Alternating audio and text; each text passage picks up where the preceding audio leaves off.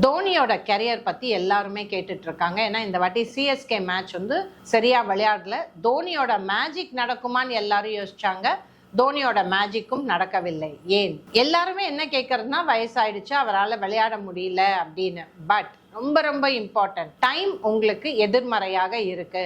சனி பயிற்சியோ குரு பயிற்சியோ ராகு கேது பயிற்சியோ ரொம்ப கரெக்டா இல்லை அப்படின்னா என்ன விளையாடினாலும் என்ன எஃபர்ட் போட்டாலும் நீங்க நினைக்கிற மாதிரி அது வராது. ஃபார் இன்ஸ்டன்ஸ், நீங்க தசாம்சா சார்ட் தோனியோட டேட் ஆஃப் பர்த் போட்டு பண்ணீங்கன்னா சனி சிம்மத்துல இருக்கு, லக்னாதிபதி சூரியன் 6ஆம் வீட்டில், சனி பயிற்சி 8ஆம் வீட்டில். அதனால இந்த வாட்டி அவங்க என்னென்னமோ பண்ணி பார்க்கறது, அதாவது தோனி கேப்டன்சி இல்லாம அவர் ஃப்ரண்ட்ல வந்து விளையாடுறது, 6th பிளேயரா விளையாடுறது, அப்படி அவர் எது செய்தாலும் என்ன பண்ணாலும் சிஎஸ்கேவால மேட்சை ஜெயிக்க முடியல. அவங்க டேபிளோட கடைசியில இருக்காங்க.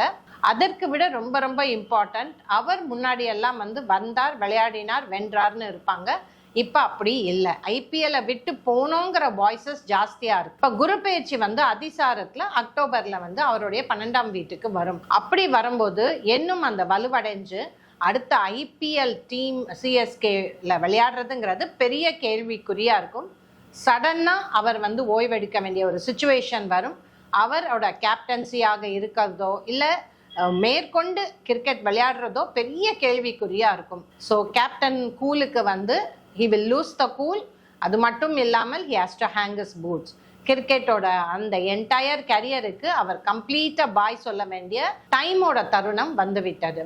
ஸோ இது இன்னொரு விஷயம், சனிலேருந்து 8ஆம் வீட்டில் சனி போகும்போது அவருடைய பிசிக்கல் கண்டிஷன், ஹெல்த் கண்டிஷன் கண்டிப்பாக அவரை வந்து விளையாட அனுமதிக்காது. அதுவும் ஒரு பெரிய சேலஞ்சாக தோனிக்கு அமையும். இது ஜெய்ஸ்ரீ அஸ்ட்ராலஜர் தோனி பற்றின சிறிய அனாலிசிஸ். நன்றி, வணக்கம்.